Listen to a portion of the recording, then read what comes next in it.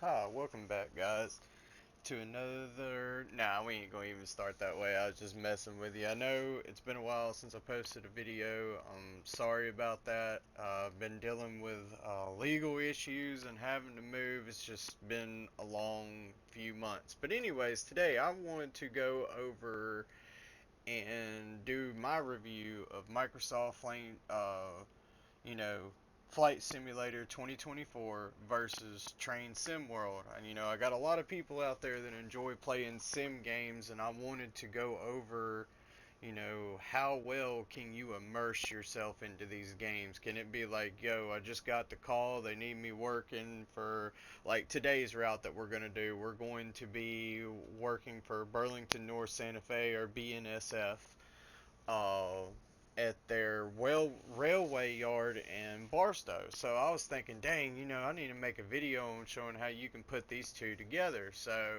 And that's what I wanted to show y'all on here. So, but anyways, as for Microsoft Flight Simulator 2024, I haven't put as many hours into it as I have Train Sim World yet. So I'm still learning how the game works, what can be done, and I'm doing all of this off of the PS5 console. So there's no computer board, keyboards or anything like that hooked up to. And I had some questions I wanted to ask. Maybe somebody can answer these in the comments. It would be nice about can you use a controller and a mouse, while you're playing, Microsoft Flight Simulator? I got questions myself I'm asking, but I also want to give my own opinion of how these two games can actually help each other and be more immersive. It feels like you're actually there, you're really doing the job. So that's the way we're going to look at it today.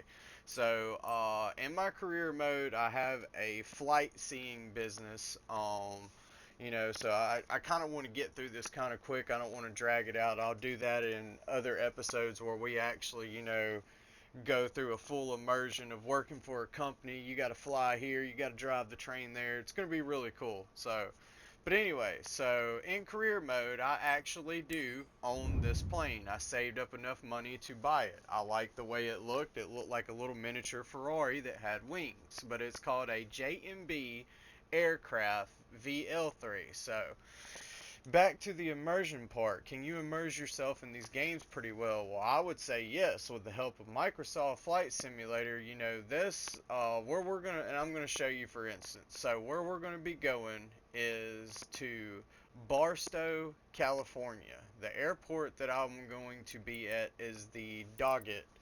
KDAG. That's its code for that airport.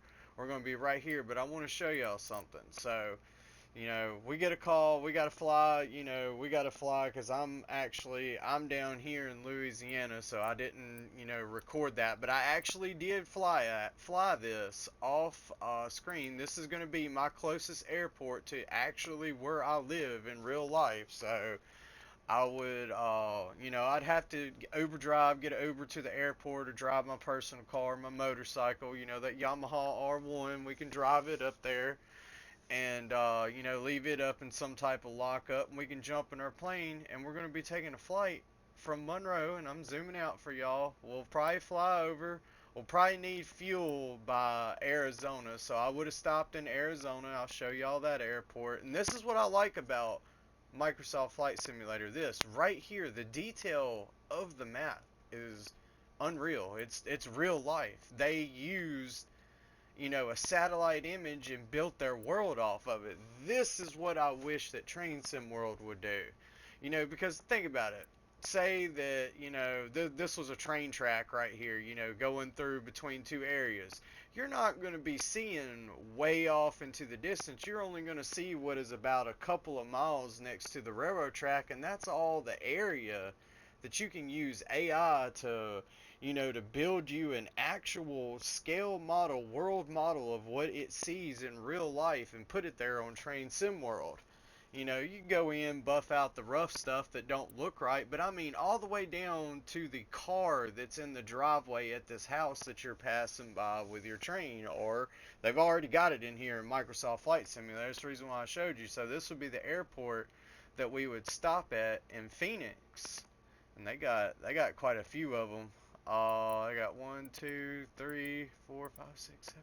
They got like 8 runways.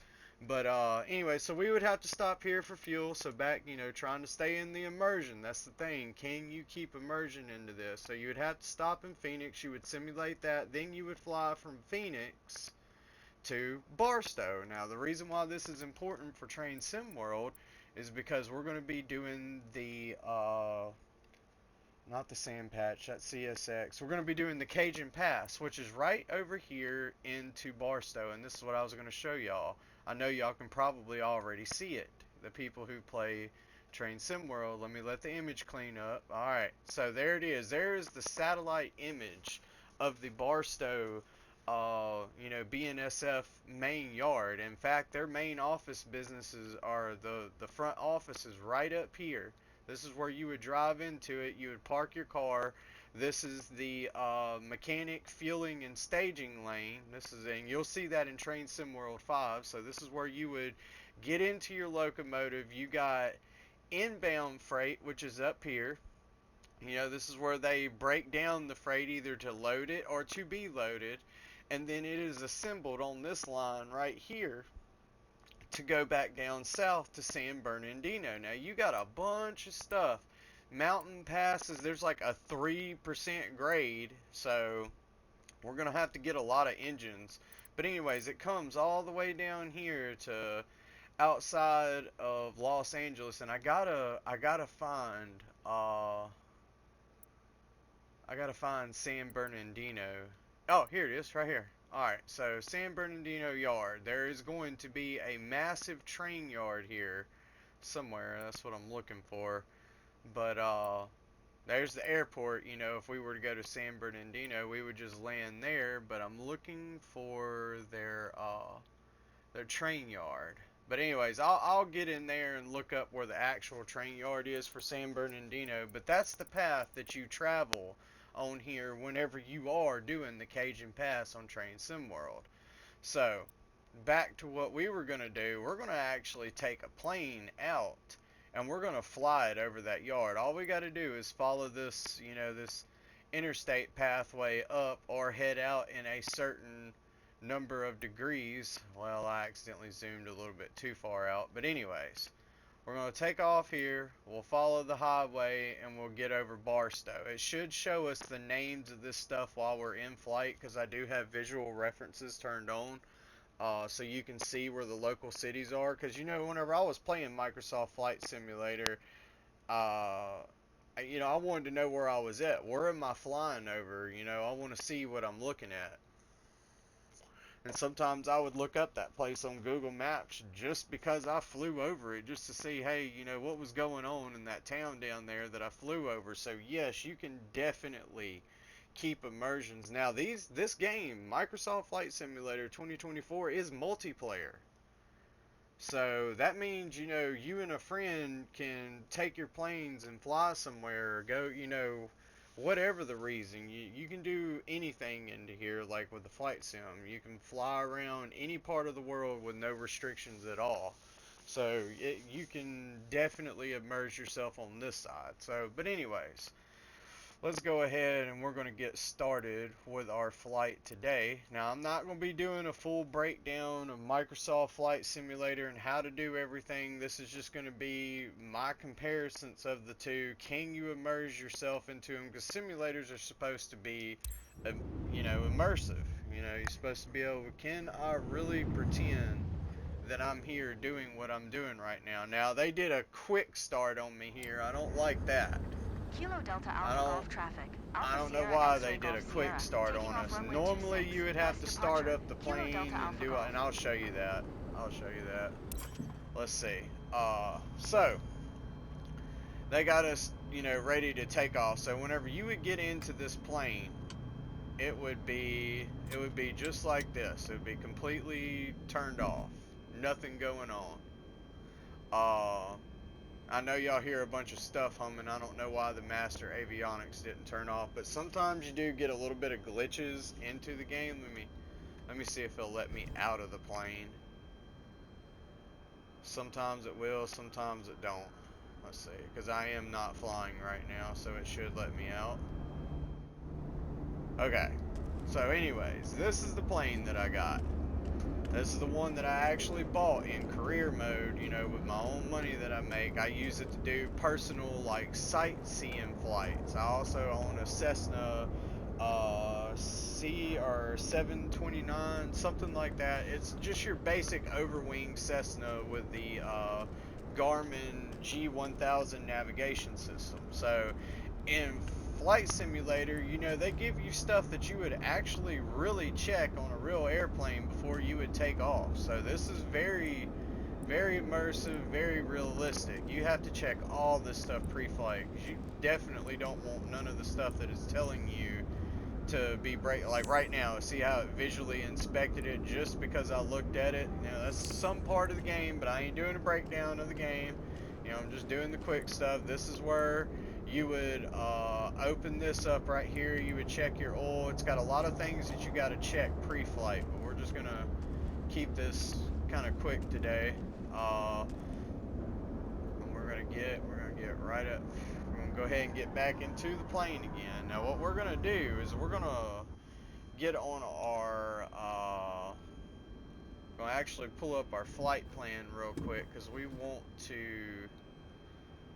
to see where we're going. You know, whenever we take off out of here, we're going to be taking off in this direction.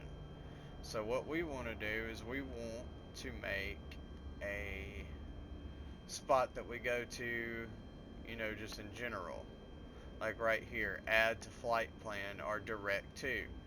So we're going to do direct to.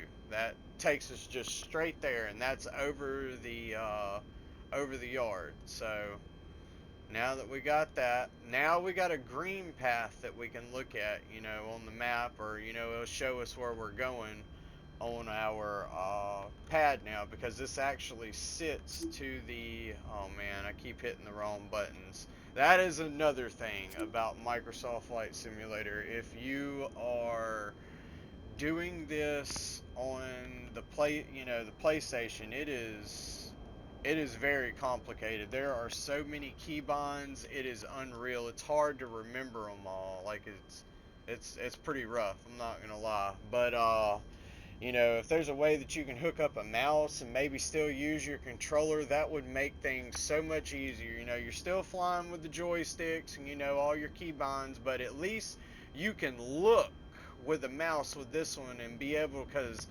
in this game, all these buttons, all these switches, everything has a function. That's how realistic Microsoft Flight Simulator is. So there's nothing wasted inside of this plane that's there. All these buttons have a function. So imagining trying to bind all these buttons to a controller, it's impossible.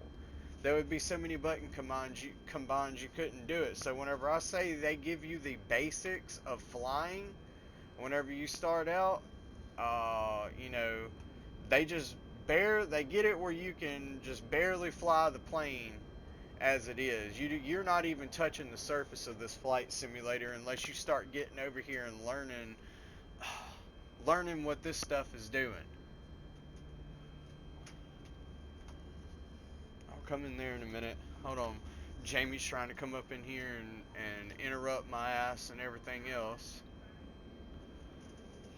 Could be sitting back here dying, you wouldn't come back here. No, I'm just playing, guys. But anyways, so alright, so we're gonna head over here to Barstow. See, it's already marked on the map. You can see it, you know, right there in the distance. So this plane is very easy to start up. You know, just, you know, you got to charge up your left, right magneto, engage both, start. But anyways, we're gonna wait for our equipment to, let's see, we're gonna back this up. Menu. Okay, I don't know why this is there and why it's doing that. Alright, well anyways, this will probably still sit here for a little bit, but this is the main screen that we're waiting on right here.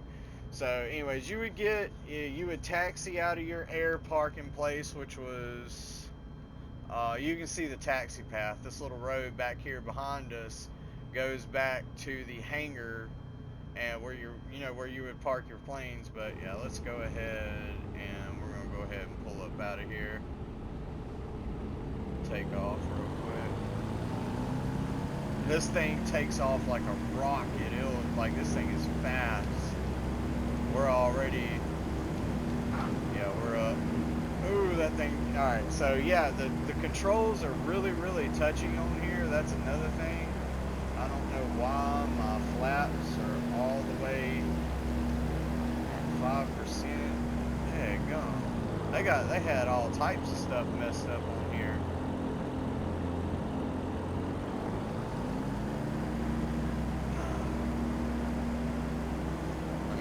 I'm trying to get my stuff straight here.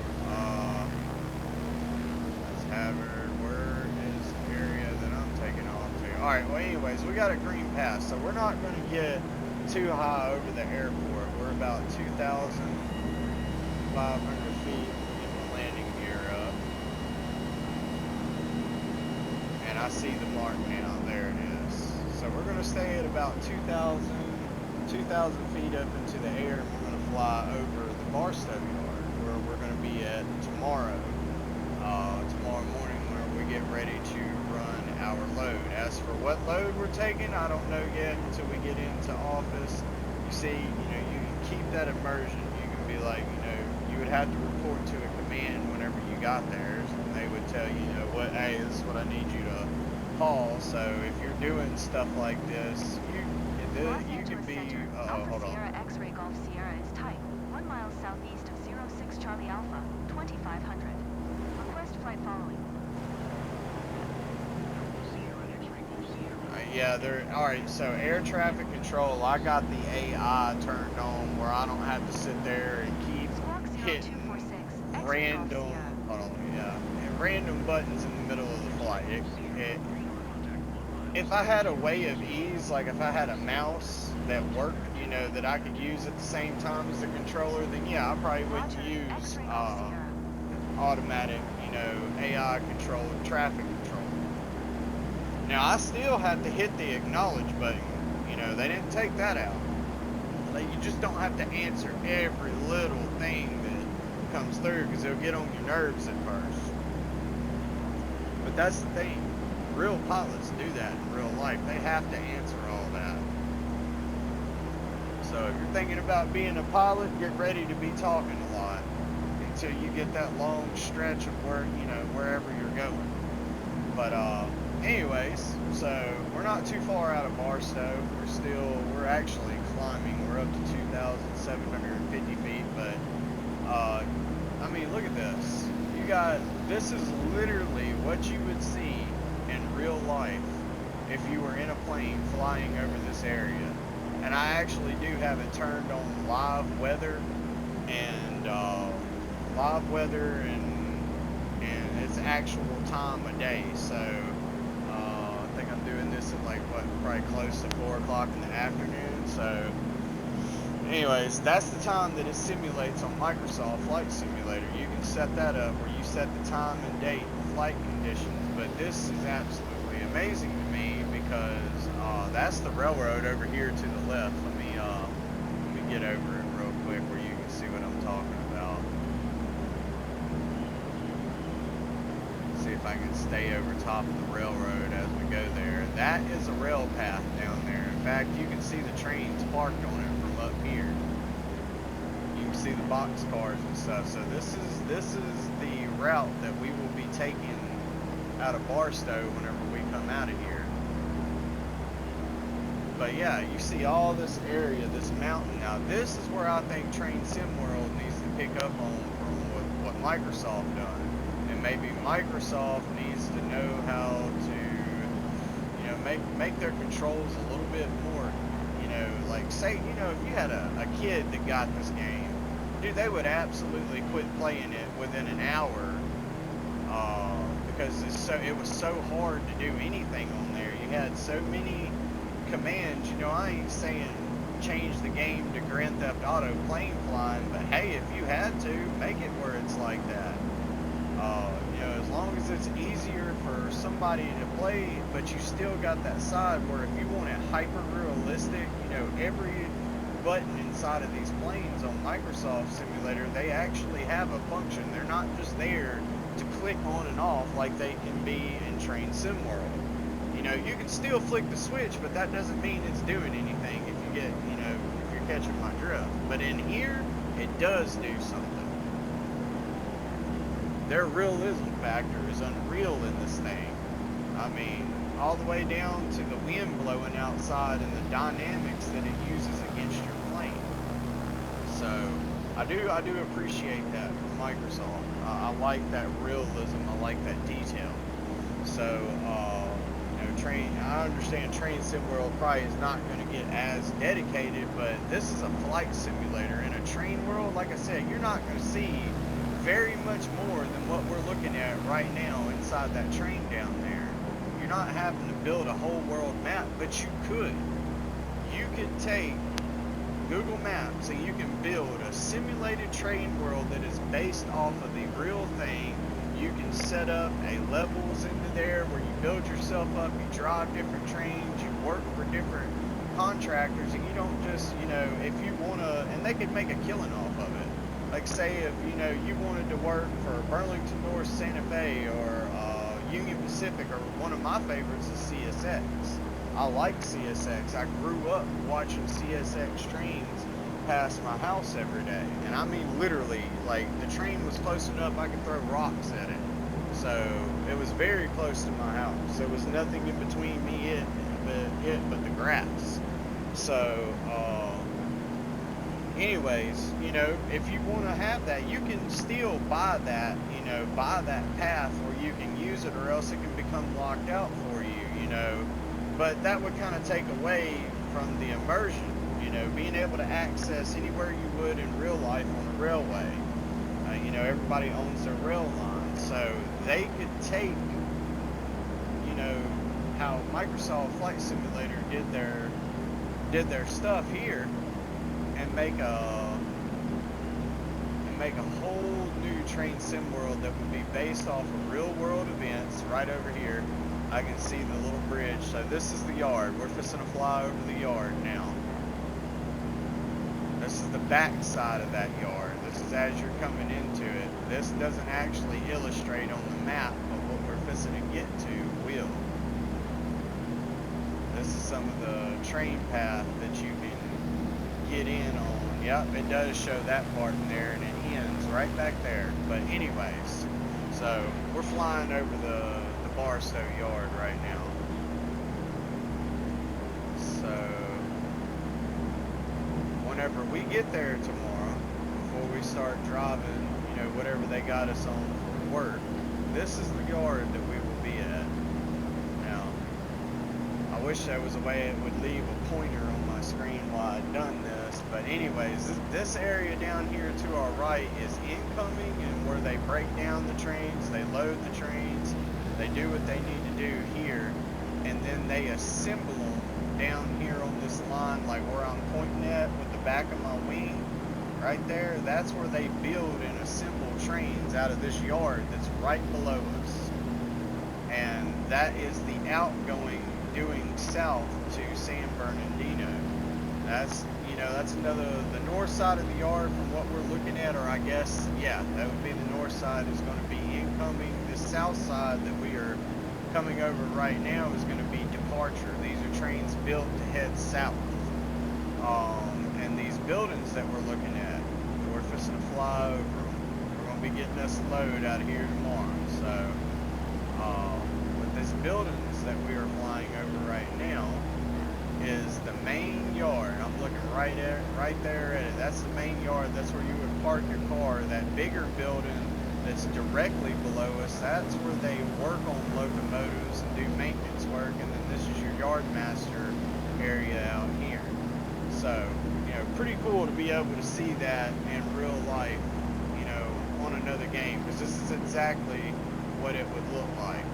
So, and this is, you know, you go over the bridges as you come out. That's the track that just suddenly ends out of nowhere. So, and that's what I always thought was kind of weird. I'm like, why is the track just ending out of nowhere? Is that where the track really ended in real life? You know, did they just, you know, just stop making the rail?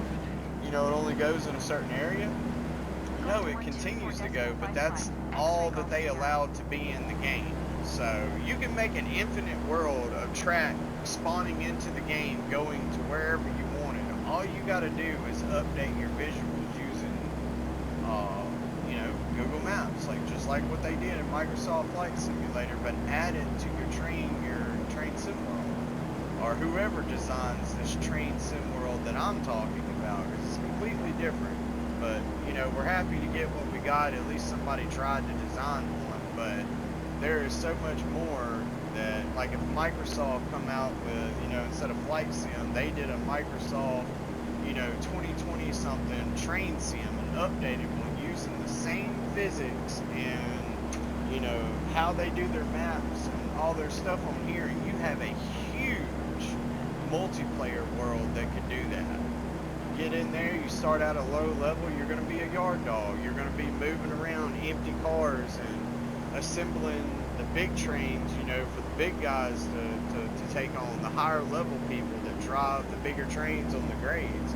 Other than that, you just start out as maybe a yard switcher, switching rails for people until you take like what you would do in Flight Sim. You would take a class that lets you, okay, now you can drive the little yard locomotive. Once you understand how the tracks switch and all the safety stuff, I mean, 'cause that's a realistic thing in the real world. Is you ain't gonna be just walking over random tracks in front of trains and all that other stuff. You would start out at the bottom and learn the safe part of operations. So they could do a lot. I could see Microsoft killing the train sim world area if they done this. So, because you got world travel at that point in time. And then say what if you did want to tie these two games together, and where you left off at, you could take a flight out of there and fly somewhere else and do another route. But the thing is, you can have open world missions.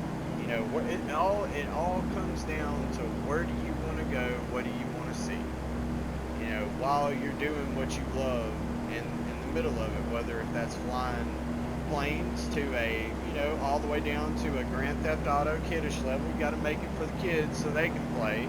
Same way with train sim, you can't make it hyper, they can't handle all of that. Some of them can, some of them can't. But for the most part, you'd have an easy level, and then all the way up to a hyper-realistic where you got to actually have controls to do the stuff that you're doing, because there's not enough keybinds on a controller to do it. Now, I could see something coming out like this for the PC, but I'm talking about console, because these consoles it can be just as powerful as a PC if they wasn't so, safeguarded, and you can't have mods, you can't do this because you're a console player. These consoles are pretty much computers now. They ain't like the olden days. So, you can put operating systems. I'm kind of getting off subject, but that's my comparisons as of right now. That's what I would love to see in the future, is a Microsoft version of train, like what they did here, but in the train world. Maybe it's something that, because Train World has got the details down inside of these trains, because I've actually worked at a train yard before. I worked for, it's outside of Monroe. It was their North Monroe yard, and it wasn't for very long, because they didn't like the idea of my, me being almost blind in one of my eyes, so that didn't really help me with the job. And whenever I couldn't pass their eye test, I never was able to drive the train. Yeah, they would let me work out in the yard. I would always be the welder, because that's what I started out as. I was a welder for Burlington, or BNSF in Monroe. So I got to see these trains, but I never did get to drive them, and that always upsetted me. I wanted to be able to do that, but because I had disabilities, and I still have it to this day, this is the closest I'm going to be able to get to it. So whenever I say, can you emerge into these games? Can you emerge into both of them? Microsoft Flight Simulator, yes, you can completely do it. Train Sim World got some catching up to do whenever it comes to the realism factor of what you're seeing while you're driving the train. It's just as important. It's not just the train, but what you experience as you're doing it. So that's my feeling about that. But you know, I mean, the detail in here is crazy. All this stuff does stuff.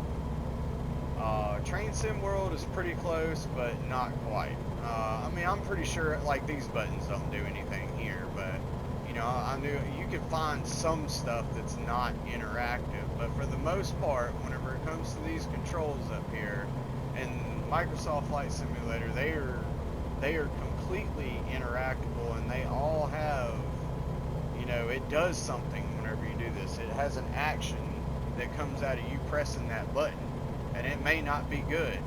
I've done found this out the hard way trying to figure out, I think I was in the Cessna whenever it happened, but I accidentally turned my autopilot off, and then my plane stalled out. Thank God I was high up in the air, and I was able to regain control from a stall, but I was not very far away from the ground before I'd done it, and I was probably around 4,000 feet, 5,000 feet in the air whenever this happened. So, and it was my business stuff too. It was my business plane that this happened on. It wasn't fun, but anyways, we're 3.7 nautical miles out of Barstow.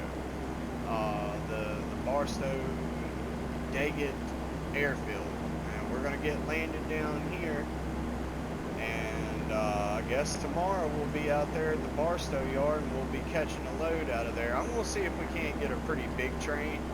You know, start hauling some big stuff, something that's already assembled, where we're not doing a bunch of videos of completely building a train from the ground up and refueling it and all that other stuff. We just kind of keep it on a easy path, try to show how you can emerge, and you know, the bigger the imagination you got, the better it is. So I can see, you know, young teen, you know, decent age child playing these games and being like, you know, I really want to do this whenever I grow up, and it would be amazing.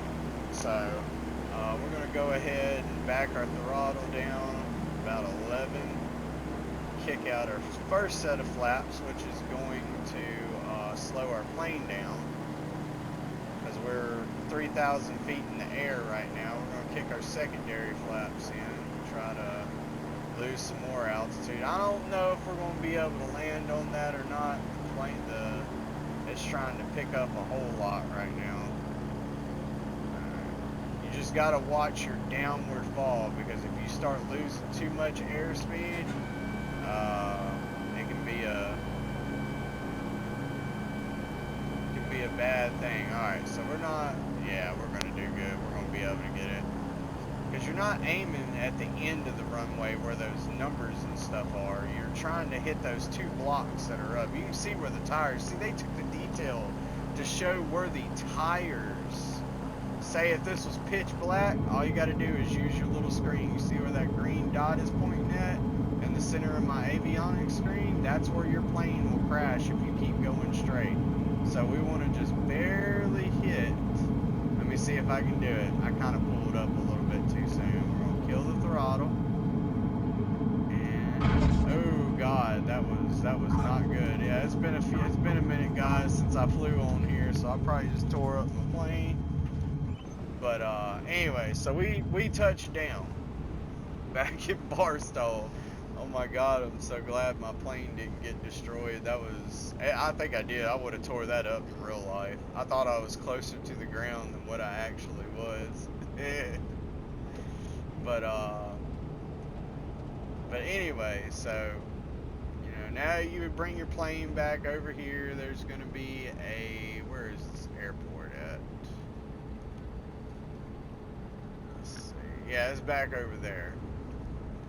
You can kind of see where the planes are landing at. I'm just looking around because I didn't really look at this a whole lot whenever, before I started doing this, so I don't know where the main thing is.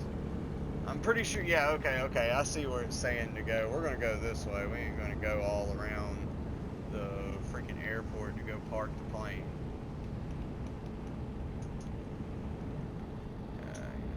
planes coming. We're good. Alright, so we're gonna get out here. And see, they put other planes out here too. This is part of your graphics setting. So there's usually planes everywhere. But I turned them down a little bit because it does put some strain on my frames per second for my PlayStation. So it gets kind of framey if you put too many planes into here. But they actually have a lot, just like in Train Sim World, where you go into a live scenario, they got other trains doing stuff in the background. But in this one, you got planes that are doing stuff in the background. They're taking off, they're departing, they're waiting to get taxiing. So you may have to wait on an AI plane to get out of the way before you can take off, which is part of your immersion, your realism, for people who are fans of the, you know, the realistic flight world. I know this is probably not even parked right, but I'm just showing you for instance. So we're down here. Where's my parking brake? Where is it? Oh yeah, parking brake right here. So right there, it's holding the plane still. We done backed our throttle all the way off. So now we want to shut off our plane. You know, we'd have to kill our avionics, make sure that all these are off because you will have a dead battery. Off, off, fuel pump, we don't need it, and we'll go ahead and kill the magneto.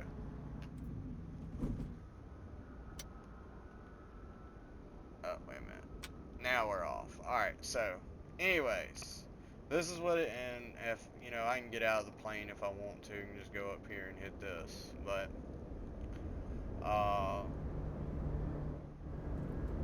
that's my theory in all of this. You know, they can share stuff from each other.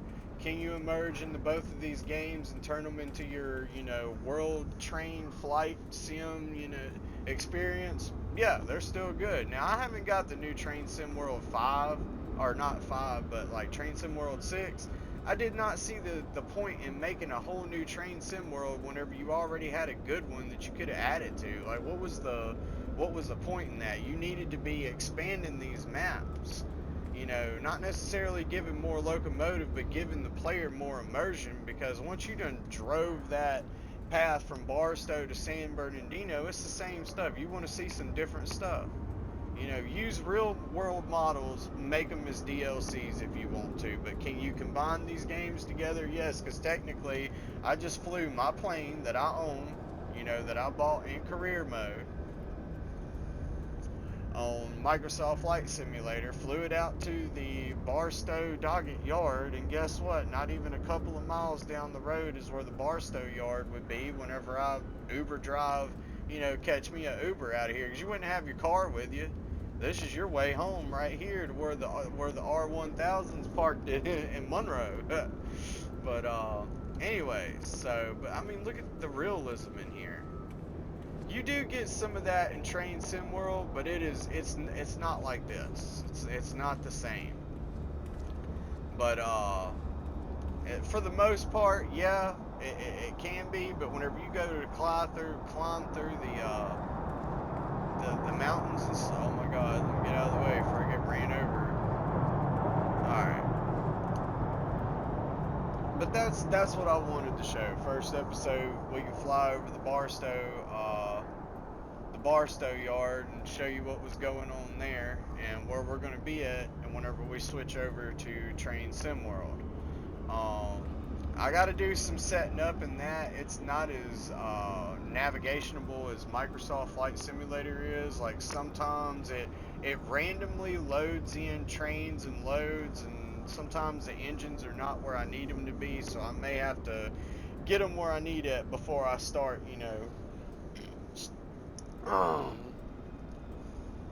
start doing stuff. God, sorry about that, I got choked.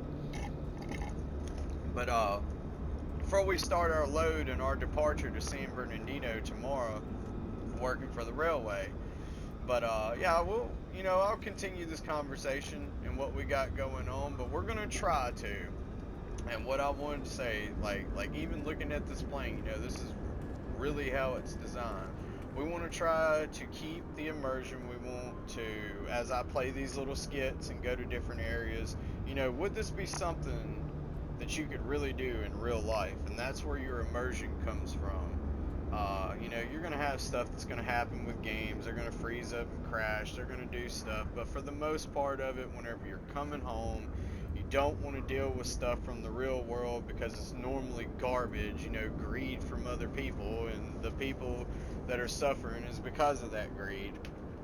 Uh, you know, you need a release. You need something that you could have done. Like me, I'd never be able to fly this because I don't have the sight to. Luckily, I got a massive 70-something inch flat screen in front of me that I have to use to fly, and I still don't see in great detail. Would I be able to do it in real life? No, but in here I can. So we're going to try to do this, keep our immersion level, and I'm still going to compare and show things, the difference. But these are two amazing games to own. You know, especially if you want to tie them together and do like I'm doing, you've got hours of endless gameplay that, you know, you still got to gain some stuff. You may have to buy some stuff because I bought the version of Microsoft Flight Simulator that I got because there was a mess up. Uh, you know, I bought multiple copies for different systems and stuff because I got, you know, a few of my friends that I play with and stuff like that. They, you know, they wanted it, they couldn't get it, so I hooked them up. Well, they end up messing it up, or something went wrong on PlayStation side. So instead of, you know, refunding the other games, we basically just got to upgrade, but we didn't have to rebuy the game again. So we got upgraded to the highest package in Flight Simulator. It's like the value of it was $200. And I bet you a lot of people were like, oh my God, I would never pay that much for a $200 flight sim. But the thing is, the reason why it costs that much is because this is the closest thing you can get to actually flying a real plane. You got switches, and this is like Minnie Mouse stuff compared to whenever you're driving a seven or flying a 737. There's over 1,000 switches in that cockpit, and they all have a function and they all do something, even in this simulator. So that is where you got to understand the price of things. There was a lot of detail that went into this. That's the reason why simulators are really hard to make, because a person who actually does it in real life can be like, you know, I see the shortcut, I see what they're doing, or is this, no, you would not ever do this in real life. You know, that point. Or this maybe wouldn't function like that. Microsoft Flight Simulator, if it's in there, they've researched it, they know what it does, and they wouldn't put it into the plane unless it didn't. So, and you can take that with a grain of a bit of advice, because that's how I learned how to use my navigation in my other plane that I have.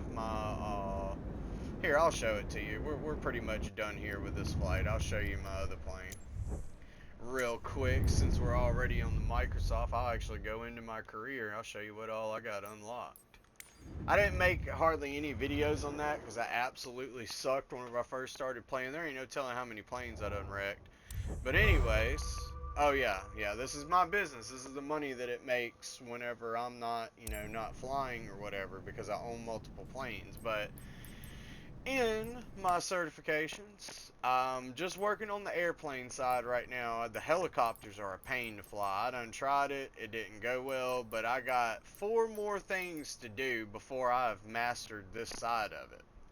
And this is all using a PlayStation controller. So, and it's complicated too. Like, you got to go in there, change some settings to your likings. Hey, go in there and change it, because if you don't, you're going to wreck the plane every time you turn around. But anyways, that's my other plane in the background. That's my Cessna.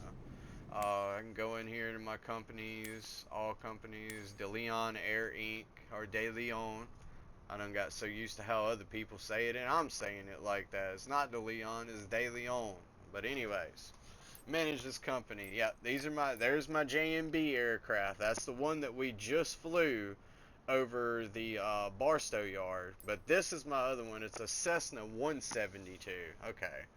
Skyhawk, and it's got the G1000 Garmin in it, which is the GPS, and it's got an amazing autopilot.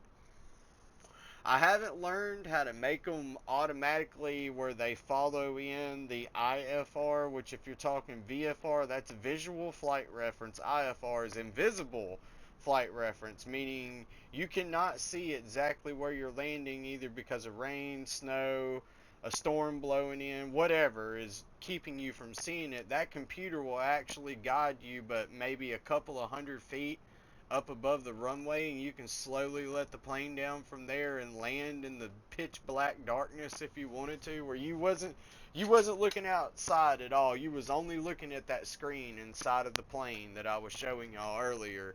You could land that plane.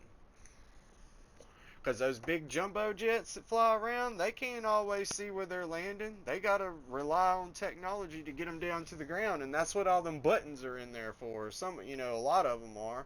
But anyways, so that's the only companies I got. I can't figure out, and if somebody does know this, I have literally done everything in the charter service. I done the stuff on the map, and it will not let me purchase this company. It says complete one of the missions, but I done the gold missions. I done the missions. They just keep respawning every time I do them. The charter missions on the map. And I can't get these other businesses to unlock, and I have all these certifications and everything, but that is my company. I own the flight seeing company, so we'll get some flights into there. I'll show you what goes on in both worlds of flying, planes and driving trains. So, really cool. Wanted to make this video.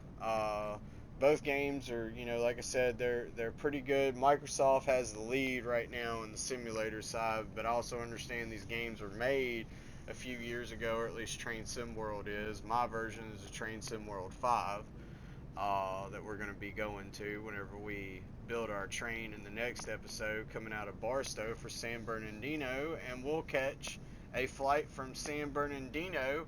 We'll fly the whole route, everything that we drove through in the actual. I'll make via points. I'm going to have to do it off screen though, because that's a lot of work to do just while, doing it in the background. But I'll set it up in the flight sim world where I get about 2,000 feet in the air, and we'll fly over the path that we just we just came down in the train, and maybe catch another load, or we'll just play it as we go. It's just whatever my imagination wants to go to, and that's the most extreme part of all of this.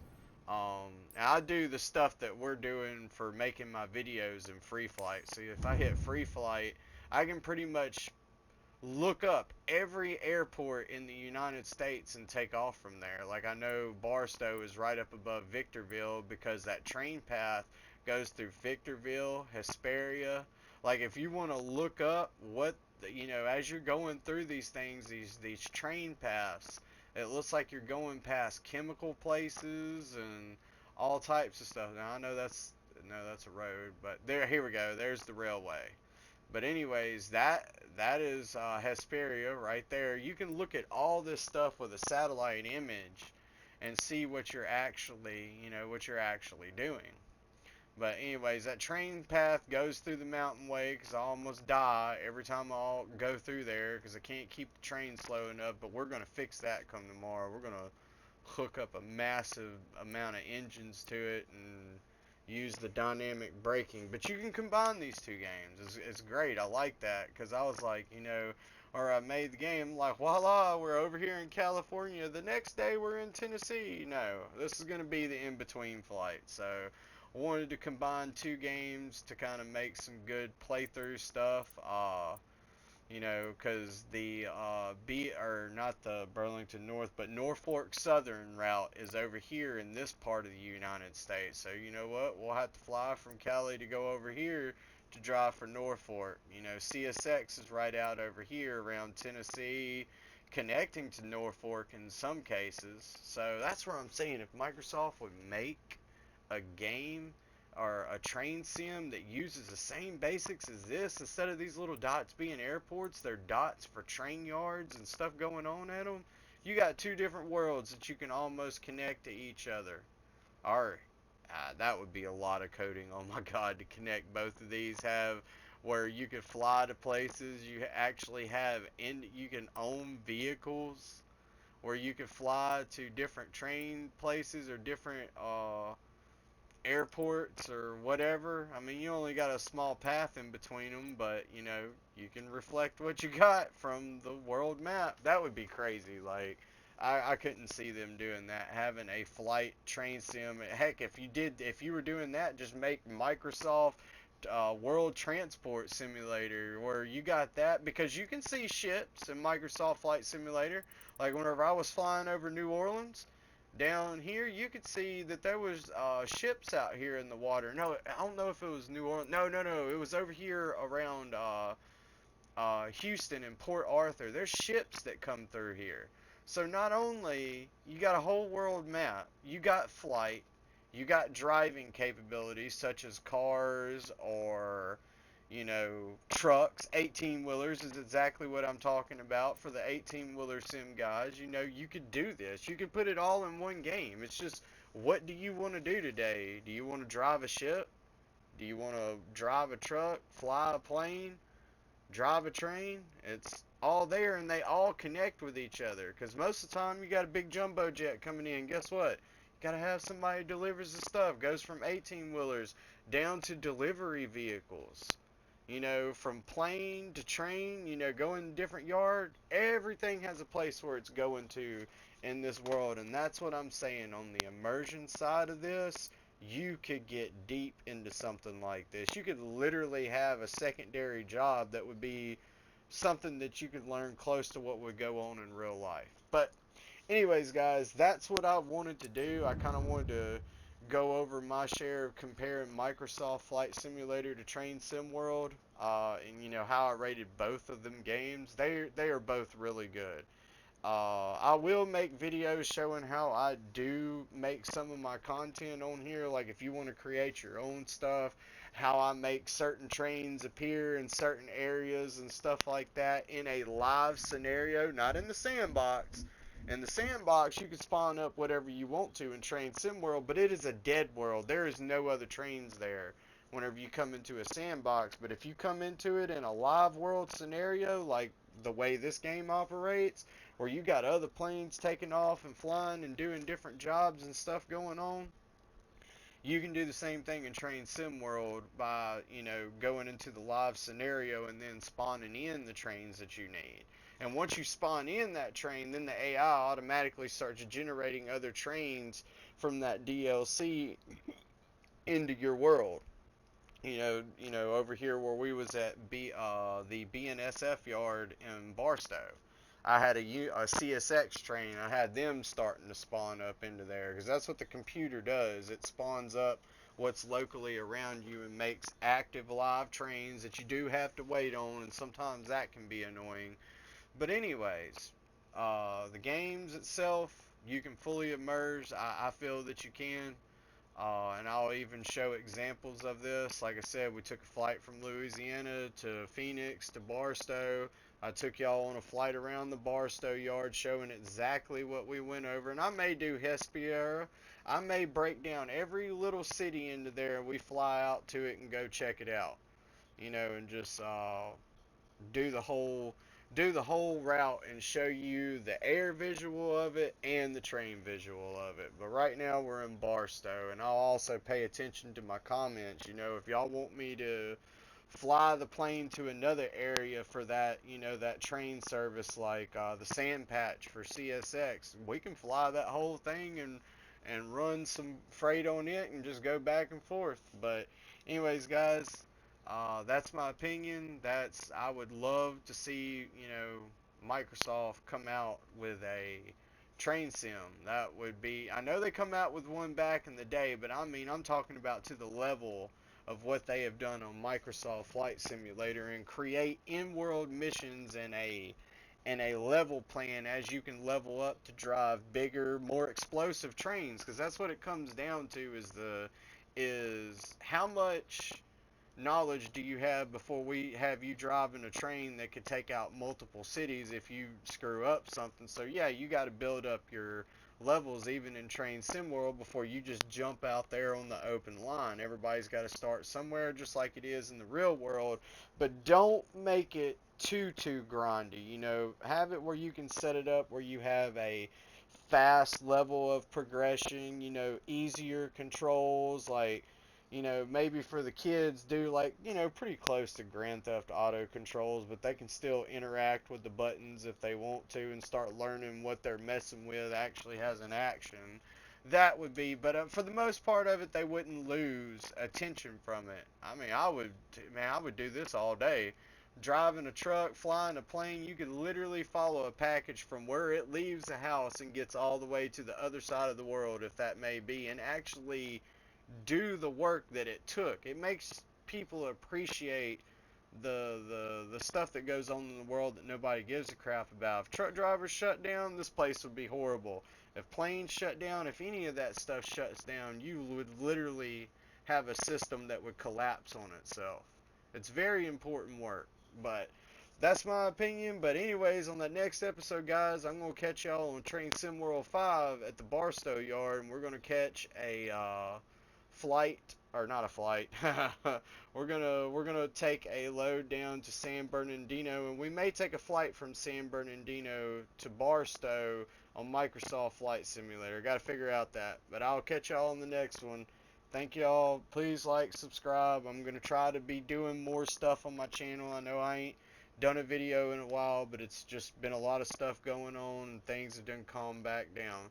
But anyways, hit it, like it, share it. You know, if y'all got opinions too, put them in there. Like, I got time to check my phone. I got stuff going on everywhere, but I can still make time for people that want to make time for others' opinions. Because how else do we change nothing? How do you expect different results if you put the same shit in?